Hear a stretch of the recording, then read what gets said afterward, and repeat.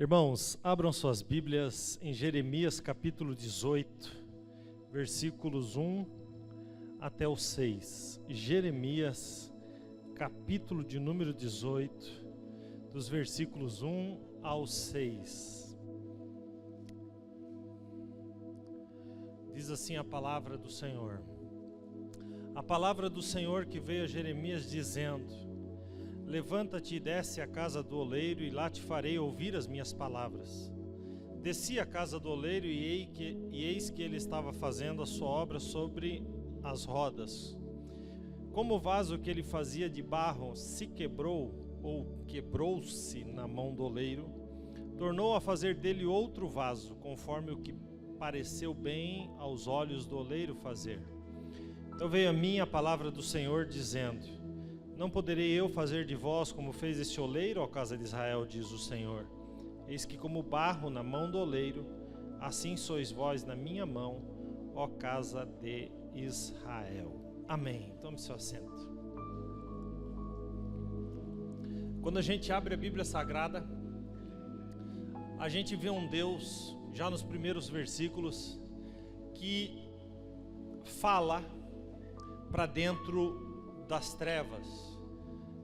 O mundo era trevas, e a Bíblia nos diz que Deus disse para dentro das trevas: haja luz, e a Bíblia diz que houve luz. A Bíblia, quando você abre ela em Gênesis 1, ela já revela um Deus que veio para modificar, transformar a partir da sua palavra. Quando a gente olha o capítulo 2, a gente vê um Deus que forma o homem do pó da terra. O pó por si só não era nada. Deus pega o pó e a partir do pó, Deus faz o homem. Quando a gente chega no capítulo de número 3, as trevas do capítulo de número 1, para o qual Deus havia falado para dentro delas, dizendo haja luz e houve, elas ressurgem no capítulo 3,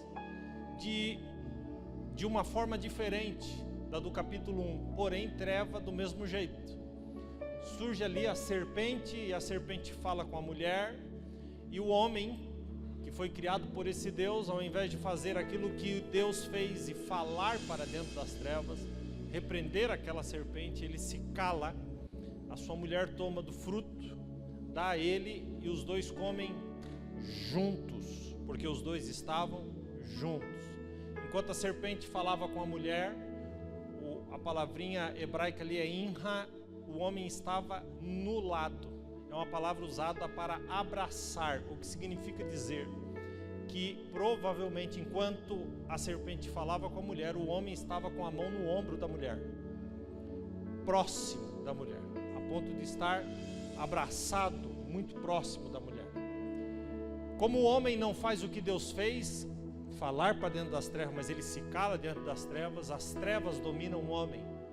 E a partir daí, a gente vê a criação, a partir desse homem caído, sendo criado, sendo formado em trevas. A nossa natureza caída. Por isso, Paulo, repetindo o que o salmista disse, ele diz: não há um homem, não há um justo sequer. Não há um homem sequer que faça o bem. A gente entende então que as trevas entram no mundo, e nesse mundo de trevas, Deus decide uma vez mais olhar para dentro dessas trevas e suscitar dali um povo que fosse luz no meio das trevas.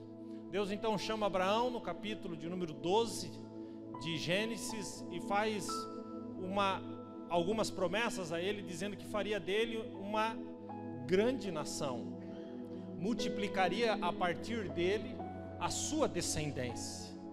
Disse para ele que aquele que o abençoasse seria abençoado, que o amaldiçoasse seria amaldiçoado. Disse para ele: sê tu uma bênção. O que eu acho interessante é que tanto Abraão, como Isaac, como Jacó, eles tiveram a mesma promessa, porque a promessa feita a Abraão, Deus refaz e reaviva em Isaac, e depois refaz e reaviva em Jacó. Mas Abraão casou-se com uma mulher estéril. Isaac casou-se com uma mulher estéril. Jacó casou-se com uma mulher estéril. Como Deus fala para uma geração, para 3 gerações que casaram com mulheres estéreis, que eles, ou a partir deles, viria uma grande nação. A gente entende já no livro de Gênesis que não importa a tua situação, não importa o que você esteja vivendo, não importa a tua incapacidade, não importa a tua miséria, não importa a tua fraqueza, quando Deus quer fazer, Ele faz do mesmo jeito, do jeito que Ele quer, como Ele quer, na hora que Ele quer, independente das tuas limitações. Esse é o nosso Deus. Abraão gera Isaac, Isaac gera Jacó, Jacó tem 12 filhos. E vocês conhecem a história que os irmãos, eles decidem matar José, porque invejaram José. Eu não vou me prender aqui, eu quero apenas fazer um parâmetro aqui para você entender onde eu quero chegar. Mas eles invejam José, vendem José para o Egito, José vai para o Egito, se torna governador do Egito e traz então, diante da fome que se instalou na terra naquela oportunidade, ele perdoa seus irmãos, ele traz seus irmãos para o Egito, e ele traz o seu pai para o Egito, e a partir do Egito acontece aquilo que Deus falou que aconteceria. Abraão não era mais vivo, mas a promessa estava de pé. Isaac não era mais vivo, mas a promessa estava de pé. Jacó não era mais vivo, mas a promessa estava de pé. O que significa dizer que não importa se eu vou morrer ou se você vai morrer, as promessas de Deus continuam de pé, independente se eu estou vivo ou morto. Aquilo que Deus prometeu que faria uma grande nação surge ou ganha forma ali no Egito. Aqueles 75 que chegaram, e tem uma explicação, porque a Bíblia cita primeiro 70 e depois 75, mas não vem ao caso nessa noite, depois você pode me perguntar em particular. Mas 75 pessoas que chegaram no Egito, 430 anos depois, eram 3 milhões de pessoas. O José havia morrido, aquele faraó que gostava daquele povo havia morrido, e agora o povo de Deus é escravizado. Deus ouve a oração e o clamor do povo escravizado, e Deus então decide enviar um libertador, e levanta Moisés, porque Deus queria um povo que fosse luz no meio das trevas. Deus podia ter desistido em Adão, mas Deus não desiste nunca. Deus continua insistindo no seu propósito. Deus manda Moisés lá, e eu acho interessante, porque Moisés diz, absolutamente incapaz, já no auge dos seus 80 anos, tinha dificuldade no falar, mas Deus manda Moisés ir lá, e Moisés vai lá, e vocês conhecem a história. 10 pragas depois, Faraó diz, sumam daqui, e levem tesouros daqui, e sumam desse lugar. E aí Moisés pega aquele povo, 3 milhões de pessoas, 3 milhões de crentes, e vai para o deserto. Com 3 milhões de crentes, é muita bênção. Tinha muita gente que cantava, tinha muita gente que tocava, tinha muita gente que pregava. Imagina o que é isso, 3 milhões de crentes. Imagina a glória que não era. Ninguém murmurava, ninguém falava mal de Moisés, ninguém discutia, ninguém reclamava, porque afinal de contas eram 3 milhões de crentes. Louvado seja Deus. Mas não é bem assim. A hora que essa crentalhada chegou, porque crente é especialista em reclamar. Digam amém, baixinho, amém. Não tanto, pastor. Crente é especialista. Quando esse povo chega, esse povo que viu as pragas, esse povo que havia acabado de comer a Páscoa, quando esse povo chega no Mar Vermelho, começa a murmuração. Deus abre o mar, esse povo passa, e quando passa do outro lado, Miriam toca tamborim, o culto foi animado, o grupo de louvor projetou os hinos nas pedras do Sinai, foi uma glória. Mas, como todo bom crente, na segunda-feira já esquece o que aconteceu no domingo. E à medida que eles vão caminhando, eles vão reclamando, E Deus continua insistindo, e Deus continua insistindo, e Deus continua insistindo. A tal ponto que eles fazem um bezerro de ouro e Deus diz para Moisés: quer saber de uma coisa? Agora eu desisto. Vamos fazer o seguinte, Moisés, eu vou matar todo mundo e eu vou começar uma nação que vai ser luz a partir de ti. E Moisés olha para Deus e diz: não, Senhor, não te esqueça da promessa que tu fez a Abraão, a Isaque e a Jacó, porque crente que é crente não precisa entrar na promessa de ninguém, ele sabe o lugar dele na terra, ele sabe o que Deus tem com ele. Deus se arrepende de ter dito aquilo, mas vocês sabem que de 20 anos para cima, todos pereceram naquele deserto, ficaram 40 anos naquele deserto, vendo milagres, e vendo milagres, e vendo milagres. Irmãos, foi tanto milagre naquele deserto, como o do maná, que o pão, ninguém trabalhava, abria o zíper da tenda de manhã e o pão caía do céu, não podia guardar para o dia seguinte, porque senão apodrecia. Todos os dias Deus mandava pão novo. Por que não podia guardar para o dia seguinte? Porque Deus não queria que eles colocassem os olhos na provisão, mas que eles colocassem os olhos no provedor, naquele que dá todos os dias, naquele que nos sustenta todos os dias. Gente, eles viram tantos milagres. Imagine você, um bebê nascia, colocava uma roupinha no bebê, uma sandália no bebê, e o bebê virava criança, e a criança virava jovem, e a roupa e o calçado crescia junto com o pé. A roupa crescia junto com o pé. Não tinha shopping para vender sandália, era a mesma, 40 anos indo no aniversário com a mesma sandália. Oh, aleluia!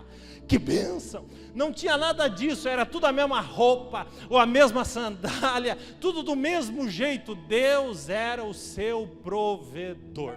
Quando chega na frente da terra prometida, Moisés sobe no monte e vê a terra prometida, e Deus havia prometido para ele: olha, você vai tirar o meu povo, você vai entrar na terra. Mas quando chega em cima do monte, Deus diz para ele diz: é a terra, eu vou entrar na terra. E Deus diz para ele: não, tu não vai entrar na terra, tu me desobedeceu, em vez de tu tocar na rocha, tu feriu a rocha, e tu não vai entrar na terra, não por enquanto. Moisés deve ter ficado muito frustrado. Tu me prometeu e eu não vou entrar, tu disse que eu entraria e eu não vou entrar, tu disse que eu pisaria e eu não vou pisar. Mas a promessa de Deus não cai por terra. Moisés não entrou naquela oportunidade com aquele povo rebelde, mas os séculos se passaram e Moisés pisou na terra no monte da transfiguração. Jesus no meio, Moisés à direita, Elias à esquerda. Se você não recebeu o que Deus te prometeu hoje, aguente firme, porque você pode receber de uma forma muito melhor, muito maior, muito mais gloriosa, porque Deus não é homem para que minta, nem filho do homem para que se arrependa. O que Ele promete, Ele cumpre. Quem pode dar glória a Deus por isso? Moisés morre e assume Josué. Por que Josué assumiu no lugar de Moisés? Josué assumiu no lugar de Moisés porque Josué serviu Moisés 40 anos. Josué entrou e ficou no lugar de Moisés porque Josué serviu Moisés 40 anos. Quem não serve, não serve. Se você não vive para servir, não serve nem para viver.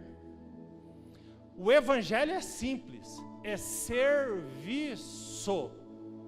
E aí eu acho interessante isso, porque o que a gente mais vê nos dias de hoje é justamente ao contrário, é justamente o oposto. Eles querem, todo mundo quer o ministério, mas não quer o serviço. E aí isso me choca, porque até os dias de hoje é a mesma coisa. Então tem muita gente que tem ministério, ou diz que tem, mas não respeita pastor. Tem muita gente que tem dom, mas não tem caráter. Tem muita gente, meus queridos irmãos, que tem até uma boa pregação, mas a sua vida não condiz com aquilo que ele prega. Deixa eu dizer uma coisa para vocês. Josué assumiu no lugar de Moisés, porque Josué, ele serviu Moisés por 40 anos. Querido, cuidado, a árvore pode ser alta, mas se não tiver raiz, ela vai cair. Então que a sua história seja uma história de serviço, porque evangelho é servir. Jesus disse: eu não vim para ser servido, eu vim para servir. Isso aqui não é um departamento público. Igreja não é departamento público. A hierarquia aqui funciona ao contrário. Na verdade, quanto mais você sobe, na verdade, mais você está descendo. Aqui sobe quem desce. Aqui é o contrário. Aqui anda para frente quem anda ao contrário. Aliás, deixa eu lhe dizer uma coisa. Se na sua caminhada você não topou com o diabo, é porque provavelmente você está indo na mesma direção dele. Mas nós que andamos na contramão, esbarramos em Satanás que está indo para o inferno, mas eu estou indo para o céu. Sai da minha frente, Satanás, porque o meu lugar é para lá, não é para cá. Quem está entendendo isso? Então, muito cuidado. Se você não vive para servir, não serve para viver. Eles entram na terra prometida. E com a chegada na terra prometida, como Deus cumpre aquilo que tem, eles começam a prosperar. E eles prosperam muito, mas muito. Eles conseguem trabalhar com a terra. E eles conseguem trabalhar e prosperar na terra. E é muito simples e muito maravilhoso prosperar, mas cuidado, porque a prosperidade, ela traz sempre um perigo. As tentações que acompanham a prosperidade são maiores do que as tentações que acompanham as adversidades. A prosperidade e o sucesso é algo muito perigoso. Isso é tão verdade que quando eles cresceram, eles disseram assim: a gente quer um rei. E Deus disse: mas eu sou o rei de vocês. Não, a gente quer um rei igual às outras nações. Quando a prosperidade embarcou eles dentro desse barco maravilhoso que chama-se prosperidade, era uma prosperidade legítima dada por Deus, mas eles começaram a olhar para o barco dos outros. Eles começaram a querer mais, a buscar mais. Deus então chama Samuel e diz para Samuel: eles não me rejeitaram. Eles não te rejeitaram, Samuel, eles me rejeitaram. Dê para eles um rei. Deus dá então a eles Saul. Saul é um péssimo rei, um rei humano. E aí Deus tira Saul e levanta Davi. De Davi vem Jesus, louvado seja Deus por isso, glória a Deus. Davi morre e vem Salomão, e Salomão foi o homem mais rico que já passou nessa terra. E a Bíblia diz que Salomão, quando foi construir o templo, mandou que o povo trouxesse oferta. E acontece um negócio inusitado. Salomão diz para o povo: parem de trazer oferta. Não tragam mais nada. Não tragam mais nada. Não tragam mais oferta. Não tem mais onde pôr. Olha o tamanho da prosperidade do povo, hein? Já pensou se Deus me agracia com isso? Eu chego aqui e digo: ó, para, gente, dizimar e ofertar. Chega! Mas de vez em quando o pastor tem que dar uma lembradinha que a gente tem a luz para pagar. Mas vamos lá, vamos seguindo. Aleluia, glória a Deus. Bom, o que acontece é que Salomão morre. E no lugar de Salomão nasce o seu filho, reina no seu lugar, chamado Roboão. E Roboão decide enforcar o povo nos impostos. E o povo se revolta. E então há um racha nas 12 tribos. Fica assim então o reino do norte, o reino do sul. No reino do norte reina Jeroboão, no reino do sul reina Roboão. No reino do sul a capital é Jerusalém. Judá é o reino do sul. No reino do norte fica Israel, tendo como capital Samaria. E o povo agora esquece de Deus. E vão viver as suas próprias vidas. e vão correr atrás das suas próprias coisas, e vão adulterar, e vão se misturar, e vão praticar o que os povos daquelas terras faziam, e vão atrás de outros deuses. E Deus começa a mandar profetas dizendo: se arrependa, volte, se humilhe, reconheça o seu erro, cuidado. Mas o povo não ouve. Então, para o reino do norte, Deus manda a Síria castigá-los. No reino do sul, Deus manda Babilônia. E é no reino do sul, em Judá, que Jeremias vai profetizar. Jeremias viu os muros de Jerusalém virem abaixo, o templo vir abaixo. Jeremias achou que Deus teria misericórdia, e teve. Durante anos avisou aquele povo, mas aquele povo não quis dar ouvidos. Talvez você tenha entrado aqui nessa noite e faz tempo que Deus está falando com você, e você não está dando ouvidos. Talvez faz tempo. Aquele povo disse para Jeremias: Deus jamais fará isso conosco. Por quê? Porque nós temos o templo. Deus jamais fará isso conosco. Por quê? Porque o templo, o símbolo da sua presença, está conosco. Talvez passe na sua cabeça que nunca nada vai te acontecer porque você vem à igreja, porque você tem o templo, porque você tem a casa para você frequentar, e você vem, você frequenta a casa. Mas deixa eu lhe dizer uma coisa: Deus não se importa com a sua frequência, Deus se importa de que forma você frequenta, de que forma você enxerga as coisas. E então Deus manda a Babilônia varrer Judá. Em 3 levas, leva todo mundo para a Babilônia e deixa essa terra em miséria. E é aqui que o Jeremias entra para profetizar uma restauração. Jeremias entra aqui. E esta palavra profética que eu li nessa noite, que você está cansado de ouvir, que é o vaso na mão do oleiro, é o que Deus colocou no meu coração para nós nessa noite. Quando eu me deparo com esse texto, eu percebo que de todas as tipologias bíblicas, eu acho que a que melhor representa quem somos é o vaso. Porque o vaso, existe um compêndio de passagens bíblicas que mostra essa questão do vaso. Inclusive Paulo diz que nós somos vasos de barro, sem valor nenhum, mas com um tesouro precioso dentro, que é Jesus Cristo.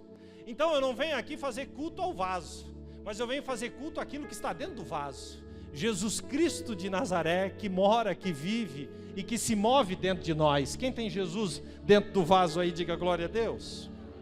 Querido, por que isso nos representa tanto? Porque o barro, para fazer a argila pro vaso, é necessário 70% de água e 30% de barro. Nós somos exatamente isso. Nós somos 70% de água e 30% de barro. Uma vez pregando isso, um jovem chegou em mim e disse assim: pastor, eu cheguei numa menina e perguntei para ela: você gosta de água? Ela respondeu sim. Aí eu disse para ela: então você já gosta 70% de mim. Eu disse para ele: vai jejuar, meu filho, vai orar, varão.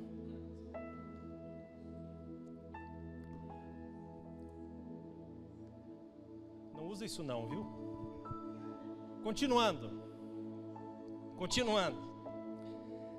Nós somos água e barro. Então para de se achar, meu filho. Para de se achar, minha filha. Tem gente aqui que não pode nem brincar de esconde-esconde, porque ele mesmo se acha. De tanto que se acha. Para de se achar. Você é barro e água. Mais nada. Vou repetir: barro e água. Se o Espírito sair de ti aí agora, tem um versículo para você em Eclesiastes 12:7. E o pó volte a... E o Espírito volte a Deus. O pó volta para a terra. Somos pó e somos água. Então reconheça o que o salmista reconheceu no Salmo 104, versículo 3 ao 6. Ele diz assim: pois Ele conhece a nossa estrutura. Lembra-se de que somos pó. Então entenda isso.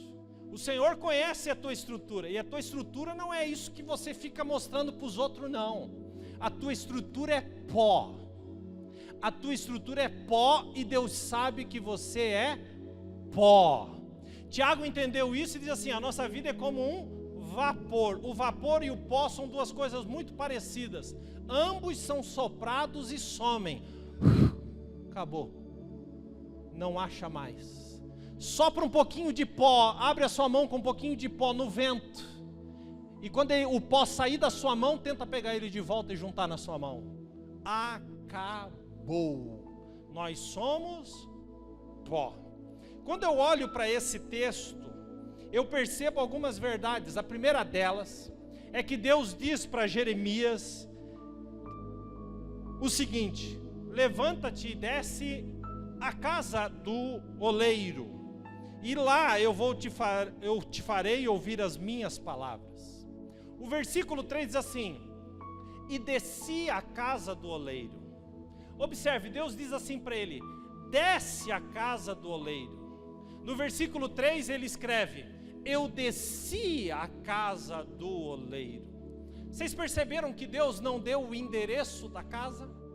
Quando Paulo estava lá no capítulo 9 de Atos, o Senhor fala com Ananias e diz: vai atrás de Paulo na rua chamada direita. Deus dá o endereço para ele. Em 2 Crônicas capítulo 20, Deus dá um mapa para que todo o povo venha e encontre os moradores de Seir. Deus é um Deus que dá o endereço, mas nesse caso específico, Deus não dá endereço. Deus diz: desce à casa do oleiro. No versículo seguinte ele diz: eu desci à casa do oleiro. Você sabe por quê, meu irmão? Porque a casa do oleiro você sabe o endereço. Você pode não saber o endereço do resto, mas o endereço daquele que te formou você conhece, daquele que trabalha você conhece. Você sabe onde o oleiro está. O oleiro está dentro do teu quarto quando você fecha a porta e derrama as tuas lágrimas. Você conhece o endereço. O endereço está num culto da família domingo à noite para ouvir a voz de Deus. Você conhece o endereço. Deus não precisa ficar mandando você orar. Deus não precisa ficar mandando você jejuar. Deus não precisa descer do céu com um anjo com espada de fogo para dizer para você: vai para a igreja. Você conhece o endereço. Jeremias conhecia o endereço e ele desce até a casa do oleiro. O que eu acho interessante é que quando ele desce à casa do oleiro, eu acho isso maravilhoso, porque para ir na casa do oleiro, para encontrar o oleiro, para ver o que o oleiro tem para dizer, você tem que descer. Ele não diz sobe, ele diz desce. Ele diz desce à casa do oleiro. Ninguém que vai falar com Deus sobe. Ninguém que quer uma resposta de Deus sobe. Ninguém que vai encontrar Deus sobe.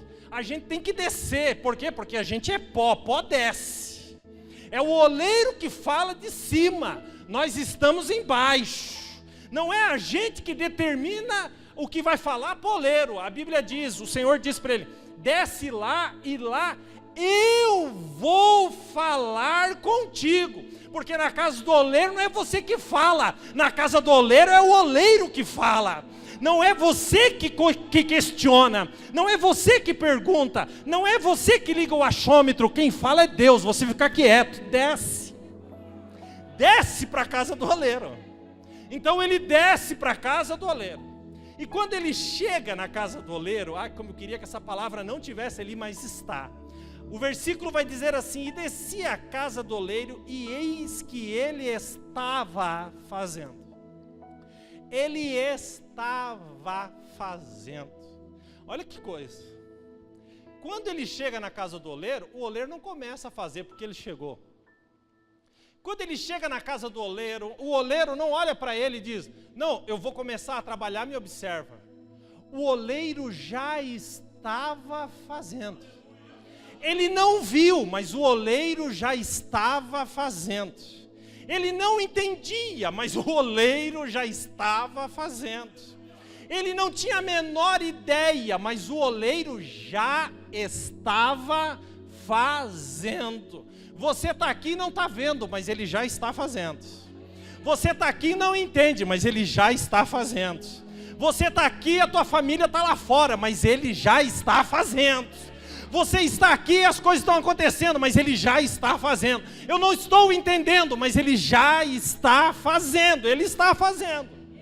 Ele já estava antes de você nascer. Ele te conheceu no ventre sem que você nem tivesse compreensão do que era aquilo, mas ele já estava fazendo. Ele já estava morto antes da fundação do mundo. Ele te amou primeiro, ele já estava fazendo. Então ele não faz quando você chega, ele já estava fazendo. Ele não faz quando você pede, ele já estava fazendo. Ele não faz quando você se descabela, ele já estava fazendo. Recebe essa palavra nessa noite. Deus já está fazendo. Deus já está fazendo. Deus já está. E a Bíblia diz que quando ele chega, ele vê que ele já estava fazendo a sua obra. Oh, que coisa maravilhosa. Eu não sei se o vaso estava torto, eu não sei se o vaso era feio, eu só sei que a obra era dele. Ele chama de obra, ele não chama de vaso. Ele estava fazendo a sua obra. E aí, irmãos, vem esse versículo que eu acho tremendo, que ele diz assim: como o vaso que ele fazia de barro se quebrou. E aí eu parei aqui e falei, gente, eu vou ler isso de novo. Procurei na outra tradução, diz quebrou-se. Nessa tradução diz se quebrou, independente da mesma coisa. Eu nasci, fui criado e cresci aprendendo que quem quebrou o vaso foi Deus. Eu sempre soube que quem quebrou o vaso foi Deus. Oh Deus, tu quebrou o vaso. Deus quebrou o vaso e fez outro. Mas o versículo não diz isso. O versículo diz que o vaso se quebrou.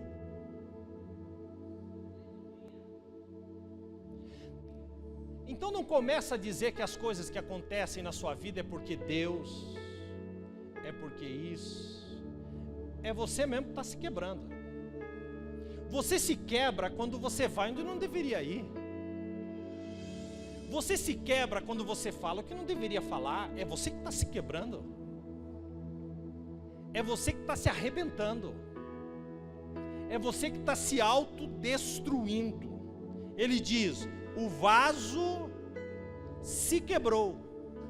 Agora eu acho interessante que mesmo você vindo à igreja, ele diz ali, o Senhor está com você na mão. Mas é interessante como a gente quer dar um pulinho da mão de Deus.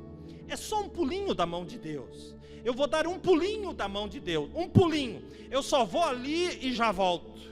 Eu volto aqui na mão de Deus no domingo à noite. Mas amanhã, segunda-feira, eu vou dar um pulinho da mão de Deus. Eu vou dar um pulinho da mão de Deus naquilo que faço. Eu vou dar um pulinho da mão de Deus no meu trabalho. Eu vou dar um pulinho da mão de Deus no meu casamento. Eu vou dar um pulinho da mão de Deus na criação dos meus filhos. Eu vou dar um pulinho da mão de Deus. Eu vou dar um pulinho na mão de Deus. E quem pula da mão de Deus se quebra. Por isso o vaso quebrou-se. Por isso o vaso se quebrou. Sozinho. Porque quis. Porque determinou assim. Porque achou que pode sair da mão do oleiro. Determinou, quis, aceitou. Então para de espiritualizar tudo. O que é isso, pastor? Vou lhe dizer. Tudo que acontece na sua vida ou é Deus que fez ou é o diabo. Deixa eu te dizer, tem muita coisa que é você mesmo. Tem muita coisa que é contigo mesmo. Há um conselho para a mulher em Provérbios que diz assim, que a mulher sábia e a tola, com o quê? com as próprias... mas cadê Deus e cadê o diabo? O versículo está dizendo que é com a tua própria mão. Então muita coisa, gente, tudo que acontece é porque Deus, porque o diabo, entendeu? Eu imagino que tem coisa que você faz que o diabo fala assim, eu estou fora disso aí, viu? Nem eu sou tão esperto. Tem coisa que o diabo aprende com você. Meu filho e minha filha, em nome de Jesus, em nome de Jesus, não sai da mão dele não, que você vai se quebrar. E tem gente aqui que saiu e está quebradinho, só os cacos, dói né? Mas é porque você pulou da mão dele sozinho, é porque você saiu da mão dele sozinha. Cuidado. Agora o que eu acho mais magnífico é que o versículo vai dizer assim, e aí você pode dar um glória a Deus, porque glória a Deus que não para aqui. A Bíblia diz assim, e tornou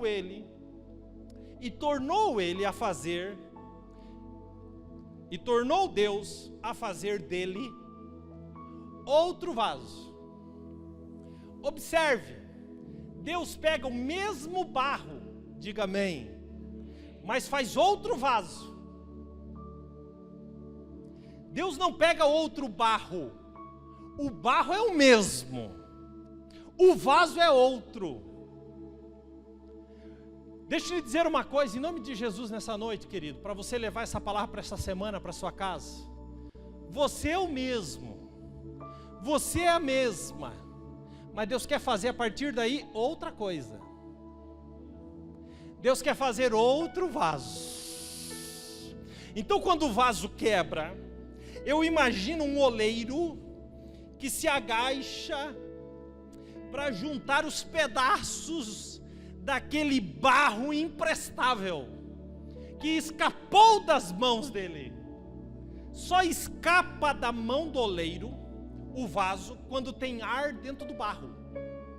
No que amassou, uma bolha de ar se escondeu. Então quando passa na mão do oleiro, o ar estoura, desequilibra o vaso. Então tem coisa escondida que desequilibra você da mão de Deus. Tem coisa aí que precisa ser tirada para fora. Oh, aleluia, aleluia. Desequilibrou, caiu, mas o oleiro se agacha. O oleiro se agacha e começa a juntar os pedaços daquele vaso. Tem barro na casa do oleiro, é o que mais tem, mas ele quer fazer daquele barro. Mas aquele barro está sujo, não importa, eu quero fazer dele. Mas aquele barro não presta, não importa, eu quero fazer dele. Eu vou juntar esses pedaços de barro e vou fazer outro vaso. O Brasil é o único país da face do planeta que vende Durepox. Quem sabe o que é Durepox? Só eu. Você não acha isso em nenhum lugar do planeta Terra. Só no Brasil. O brasileiro conseguiu inventar o Durepox. Para quê? Para remendar o que se quebrou. O brasileiro é terrível. Aí a gente pega esse costume e traz para a nossa vida espiritual. E a gente vai achando que a gente mesmo, de dentro, vai conseguir se remendar. Mas Deus não faz remendo. Deus faz coisa nova. Jesus disse em Mateus capítulo 9, versículo 16: ninguém põe remendo novo em roupa velha, porque o novo vai forçar o velho e o rasgo ficará maior. Então o que eu estou lhe oferecendo nessa noite, meu amado irmão, não é um Durepox gospel, mas é uma profunda transformação a partir daquilo que você é. Deus vai fazer outro vaso, outro vaso, outro vaso, outro vaso. O Senhor olha e decide fazer outro vaso. Deus então vai fazer um novo vaso. Quem pode dar um amém? Um novo vaso. Aleluia. Vamos falar aleluia junto? Porque é tão maravilhoso. 1, 2, 3 e... aleluia. Você não deveria ter dado esse aleluia sem eu acabar o versículo. Diz assim, que ele vai fazer outro vaso. Oh, aleluia. Olha, observa como entra maravilhoso na nossa alma. Tornou a fazer dele outro vaso. Vírgula. O que vem depois dessa vírgula, pastor? Conforme o que pareceu bem aos olhos do oleiro. Então ele vai fazer outro vaso, mas não é do jeito que você quer. Você está achando que você vai continuar do jeito que você é. Porque eu sou muito brabo. Quando eu fico braba, eu arranho. Eu mordo, eu avanço.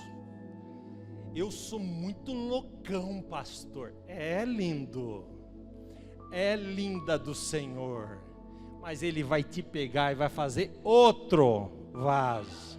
E o outro vai ser calmo. O outro vai dizer: Jesus, tem misericórdia da minha vida. Guarda as minhas mãos para não fazer o que eu estou pensando. Vai me guardando, vai me livrando. Deus vai fazer outro vaso, conforme bem lhe parecer aos seus olhos.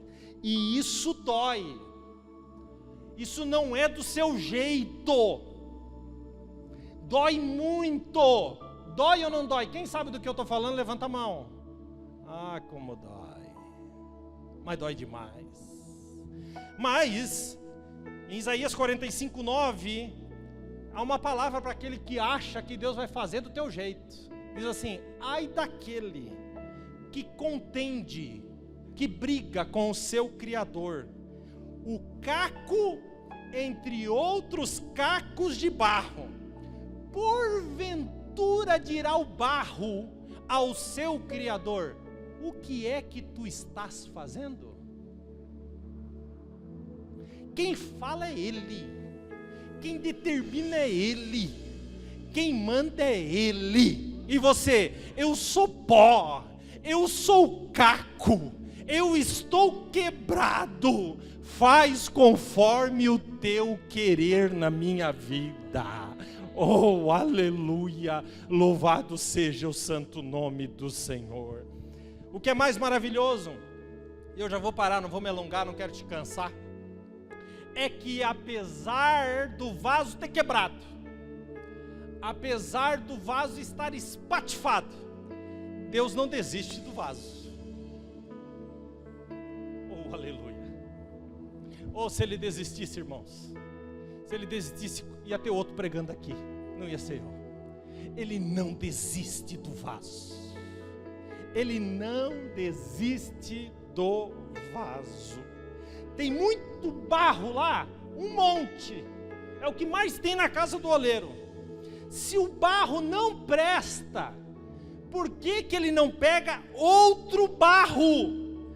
Porque Ele não desiste de você. Ouça o que o Espírito diz para você: eu não desisto de você. Eu te cerco por trás, por diante, e ponho as minhas mãos sobre você. Você sabe o que é trás e diante e mão em cima? Panela de pressão. Se eu vou para lá, Ele me cerca. Se eu vou para cá, Ele me cerca. Então eu penso: eu vou fugir por cima. Ele põe a mão em cima da panela e diz: eu não desisto de você. Você está meio duro, mas eu vou te cozinhar na pressão mais um pouco. Ah, mas tu vai amolecer. Aleluia. Irmãos, Deus está falando aqui nessa noite. Um punhado de barro que não vale nada, mas Ele não desiste de você. Está sujo, cheio de imperfeições, mas Ele não desiste de você. Tem um monte de ciscos, bolhas de ar, mas Ele não desiste de você. Então Ele se abaixa, e eu gosto do Salmo 37 que diz: ainda que caia, não ficará prostrado, porque o Senhor o sustém pela sua mão. Caiu, quebrou, mas ele agacha, ele junta, ele põe de volta sobre as rodas, e ele começa embaixo a girar as rodas. Eram duas, uma girava assim, e essa que girava assim, fazia de cima girar assim. As coisas começam a girar, e o barro começa a rodar. E quando a gente fica rodando, a gente fica perdido. Mas você está perdido. Mas quem vai fazer a obra tem o controle de todas as coisas. Então ele primeiro junta aquela bola de barro, e para começar um vaso novo, ele põe a mão dentro. Ele põe a mão lá dentro. E quando ele põe a mão lá dentro, dói. Dói. Quando ele põe a mão lá dentro, nós gritamos, nós choramos, nós queremos desistir, mas não há o que você faça, a roda está girando.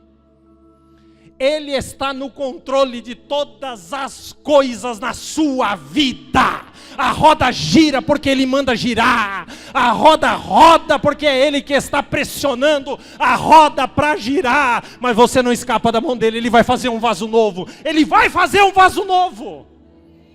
Aleluia. Aleluia. Qual a razão, querido, de Deus nos amar tanto? E qual a razão de você desprezá-lo tanto? Qual é a razão? Eu não consigo, irmãos. Às vezes eu tento imaginar algumas cenas, como o nascimento dos meus filhos. Quando eu peguei os meus filhos na mão pela primeira vez, eu olhei para eles e eu não pensei, vamos ver se você vai me dar lucro, né? Vamos ver o que você vai fazer aí para mim. O que eu posso ganhar contigo? Quando eu peguei os meus filhos na mão, eu simplesmente olhei e decidi, eu vou doar a minha vida. Eu vou doar a minha vida. Eu quero doar a minha vida. Foi isso que eu senti. Eu não quero nada em troca. Eu vou te amar do mesmo jeito, para sempre. É isso que Deus faz. Deus não te pega e diz assim, olha, o que você vai fazer? Qual é o lucro que você vai me dar? Não, Deus pegou você e disse, eu vou te amar. E eu vou te amar tanto que eu vou me doar. Deus ama porque te ama, não porque você tem alguma coisa a oferecer. Deus não te ama porque você é merecedor. Ele te amou tanto que Ele decidiu doar o que Ele tinha de melhor, porque Deus amou o mundo de tal maneira que doou o seu único Filho, para que todo aquele que nele crê não pereça, mas tenha a vida eterna. Ele te ama. O filho pródigo tinha certeza que seria apenas um escravo na casa do pai. E quando ele sai, ele diz, eu vou ser só um escravo, eu só quero ser escravo, eu só quero ser escravo. Mas o pai o vê de longe, o pai sai correndo, e o abraça, e o beija, e ele diz para o pai, pai, olha, não precisa de nada, eu vou andar descalço. O pai diz, fica quieto, rapaz, eu te amo, você não sabe o quanto eu te amo, traz a sandália e põe nele, traz a roupa e põe nele, dá o meu anel para ele, eu amo. Mas eu fiz tudo errado, mas eu te amo. Oh, aleluia. Oh, irmãos, Lucas 15. Oh, o pai que larga as 99 para ir atrás de uma. E quando o pastor pegava aquela uma, ele colocava aqui no ombro e ele quebrava a perna dela. E ele vinha trazendo e ela vinha gritando de dor porque a perna foi quebrada. Então ele chegava no aprisco e ele colocava uma tala na perna dela. E ela ficava ali mancando. E mancando, e não conseguia nem ir muito longe, ficava mancando. Quando a perna curava, ela nunca mais queria sair para longe. O papai quer te pegar, vai te quebrar a perna, mas vai te enfaixar e vai dizer, eu cuido de ti, eu te castigo porque te amo, eu te repreendo porque te amo. Eu faço isso porque eu te amo. Tá doendo, mas eu te amo. Eu larguei tudo por você. Eu fiz tudo por você. Esse é o amor do Pai que está aqui nessa noite. Esses dias eu estava vendo um vídeo do Derek Redmond. Depois você pode procurar na internet esse vídeo. É da Olimpíada de Barcelona em 1992. E ele era aquele que era, sem dúvida nenhuma, o que estava como o favorito para ganhar a prova de atletismo. Um monstro de um homem de 2 metros de altura. Músculo do pé à cabeça. E quando foi dada a largada, ele se preparou 4 anos para aquilo. Ele começou a correr. E depois que ele correu os primeiros metros, os músculos da coxa direita, da parte de trás, não suportaram e romperam. Tamanha a pressão e a força que ele colocou. Se romperam e ele caiu. E quando ele caiu e percebeu que acabou ali, ele começou a chorar. E ele começou a chorar muito, compulsivamente, em desespero. Os médicos chegaram perto e ele disse: eu não quero médico, eu não quero ninguém aqui, me deixa aqui na pista. E os olhos do mundo, além das 65 mil pessoas que estavam dentro do estádio de Barcelona, os olhos do mundo pararam para ver aquela cena. E lá da arquibancada, desce um senhorzinho, de cabelos brancos, e que alguns tentam impedi-lo, mas ele diz: dá licença, porque é o meu filho que está ali. E ele desce da arquibancada e ele chega lá, e quando ele abraça o filho olha e percebe que é o pai, se agarra e começa a gritar de choro. E o pai pega ele, põe o seu braço em cima do seu ombro e vai carregando o seu filho 200 metros até a linha de chegada. Nada mais lindo aconteceu numa Olimpíada até hoje. Um pai que desceu da arquibancada para dar apoio ao filho, para que o filho chegasse até a linha de chegada. Deus fez a mesma coisa com você. Deus desceu. Existe uma carreira que te está proposta. E o escritor aos Hebreus diz: corramos com paciência a corrida que nos está proposta, olhando para Jesus. E o Derek olhava para o pai dele e chorava, e o pai dele dizia: vamos. E ele gritava, e o pai dele dizia: vamos. Pode olhar, é o papai que está do teu lado. Você vai chegar, não importa se em primeiro, se em último, mas você vai atravessar a linha de chegada. O papai está com você. E é isso que Deus fez. Ele desceu, pegou você e disse: olha só para mim. Não preste atenção no que está acontecendo à sua volta. Olhe para mim. Você vai chegar na linha de chegada. Que Deus é esse que não desiste. Que Deus é este que, sendo em forma de Deus, não teve por usurpação ser igual a Deus, mas esvaziou-se a si mesmo, tomando a forma de servo, fazendo-se semelhante a homens, e achado na forma de homem, humilhou-se a si mesmo, sendo obediente até a morte, morte de cruz por sua causa. E o texto de Filipenses 2 continua dizendo: pelo que Deus o exaltou soberanamente e lhe deu um nome que está acima de todo nome, para que ao nome de Jesus todo joelho se dobre, vai se dobrar, dos que estão na terra, no céu e debaixo da terra, e toda língua confesse que Jesus Cristo é o Senhor, para a glória de Deus Pai. Ele te amou, Ele desceu até o chão para pegar os pedaços de barro. Culpa sua que saiu da mão dele. Culpa sua que quis tentar sozinho.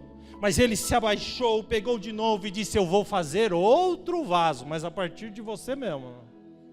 Querido, você não vai sofrer uma hipnose. Você vai sofrer a ação do Espírito Santo na sua vida. Ele te ama, Ele te amou. Ele não desiste. Onde você coloca um ponto final, Deus ainda está escrevendo, querido. Onde você colocou um ponto final, Deus colocou uma vírgula. Você pode ter desistido. Desistiu? Sim, pastor, eu desisti. E daí, Ele não desistiu. Ele não desiste. Ele está do seu lado. Pastor, você não tem nem ideia do que aconteceu comigo. Eu caí no caminho. Ele desce para te pegar e caminhar junto contigo. Ele desce para te colocar debaixo do braço dele e dizer: onde eu pisar, pisa, meu filho. Onde eu caminhar, caminha, meu filho. Nós vamos chegar juntos. Eu estou com você. Não, mas e os outros? Eu sou o teu pai. Eu sou aquele que te ama. Eu sou aquele que te assiste. Eu sou aquele que te guarda. Eu sou aquele que coloca as mãos sobre você. Eu sou aquele que te cerca. Eu sou Jesus. Eu sou o oleiro. Eu quero que você se coloque de pé, em nome de Jesus.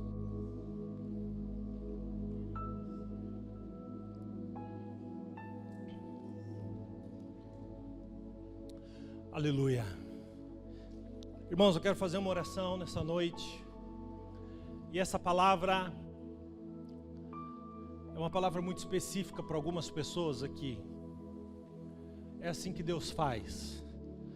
É assim que Deus trabalha. É assim que Deus age. Mas deixa eu lhe dizer, Ele te ama. Oh, gente. Oh, se vocês conseguissem entender isso.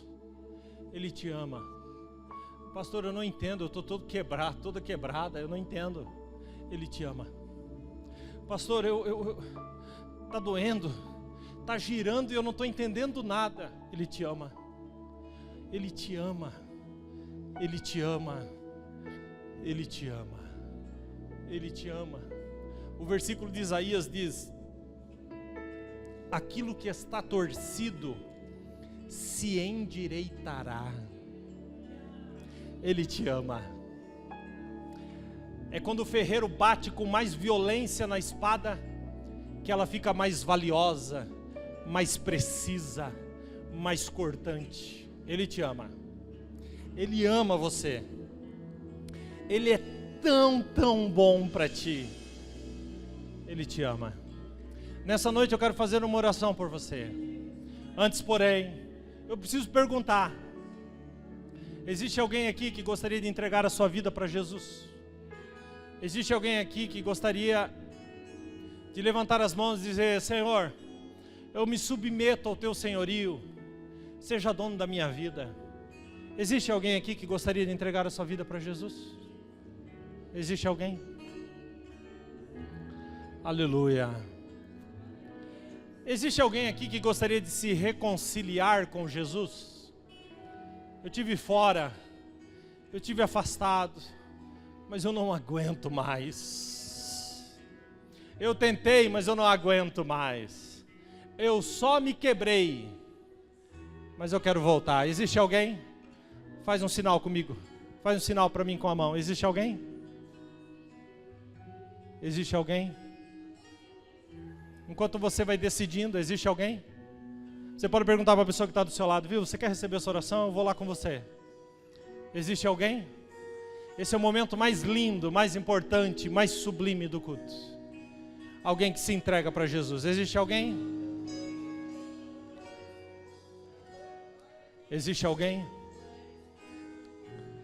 Existe alguém?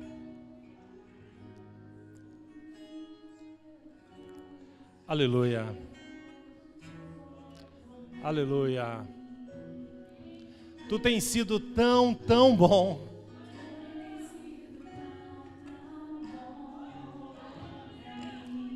Aleluia. Aleluia. Existe mais alguém? Nós temos aqui uma vida para Jesus. Deixa eu falar contigo. Não endurece o coração, não. Ele te ama. Existe mais alguém que gostaria de entregar a sua vida ou se reconciliar com Jesus? Existe? Não? Aleluia. Aleluia. Aleluia. Aleluia. Isso, filho, vem. Vem, filho. Isso. Oh, impressionante, infinito amor.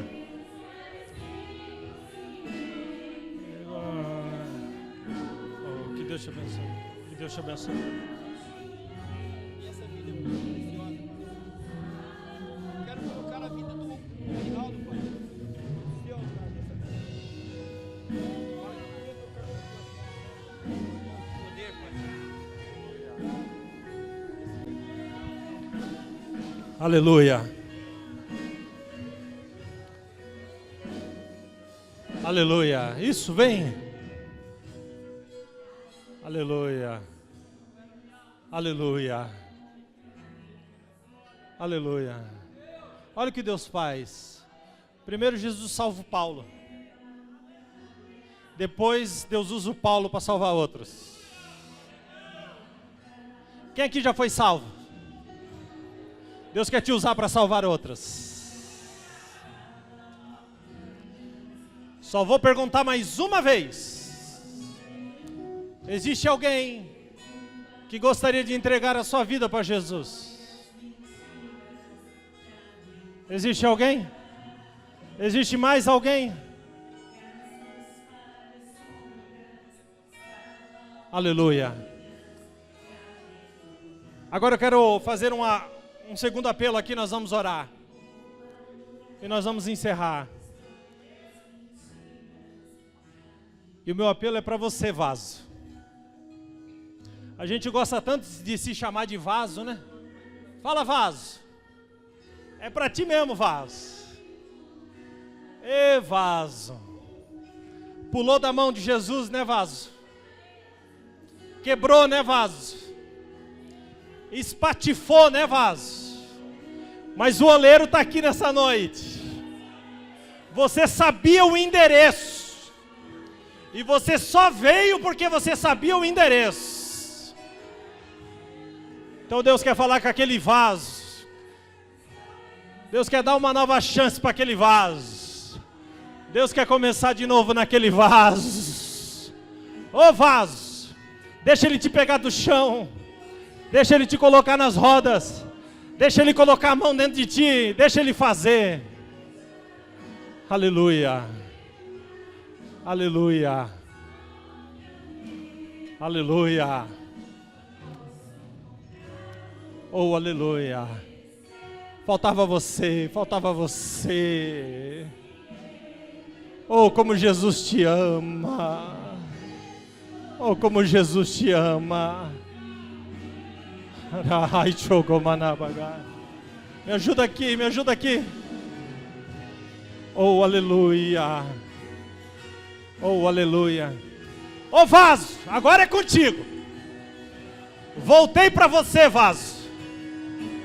Jesus quer fazer de novo. Vem, vaso.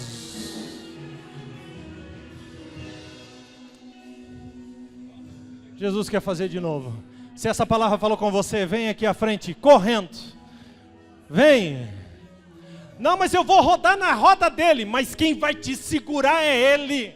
É melhor rodar na mão dele do que estar caído no chão e ser esteira de Satanás. Ele tem domínio, ele tem controle. Ô vaso.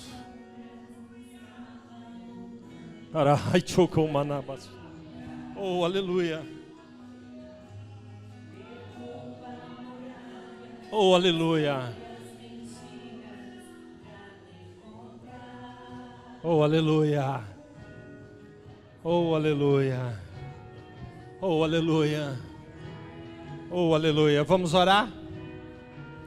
Vamos orar? Vamos orar? Pai, em nome de Jesus, nós queremos te exaltar. Nós queremos te adorar. Nós queremos te engrandecer.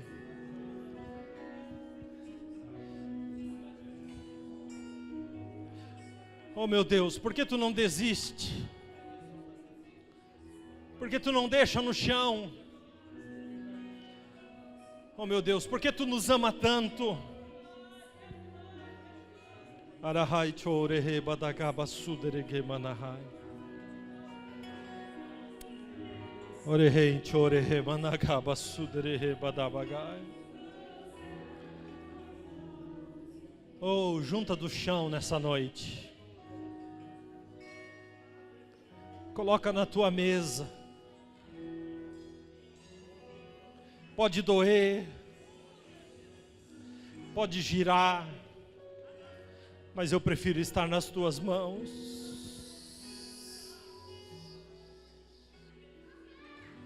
Oh meu Deus, coloca a mão, Senhor, lá dentro.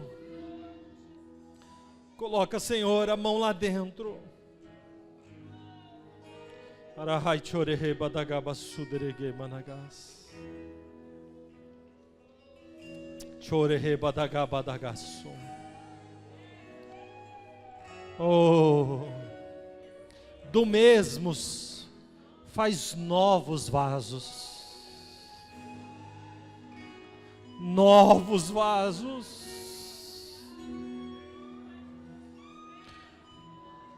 Faz novos vasos. Arahai chorehe badagaba suderege managas. Nessa noite cura, tira as imperfeições, tira aquilo que não presta, tira aquilo que não vem de ti, faz novos vasos. Amassa, mas faz novo. Põe na roda, mas faz novo. Pai, em nome de Jesus, faz dos teus filhos nessa noite vasos de honra, com um tesouro precioso dentro. Ou vaso sem trinca, vaso sem brecha, mas vasos de honra na tua casa. Faz, Jesus. Faz, Jesus, para a glória do teu nome, faz. Para a glória do teu nome, faz. Faz, Jesus, e que essa semana seja uma semana diferente. Seja uma semana na tua presença. Meu Deus, faz um novo.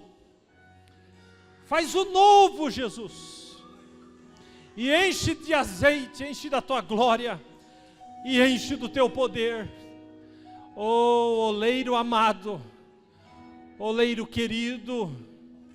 Oh, oleiro da minha alma.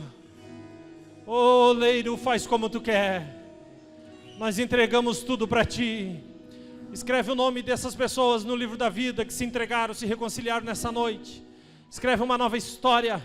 Faz deles um novo vaso. Pai, em nome de Jesus, despede o teu povo em paz.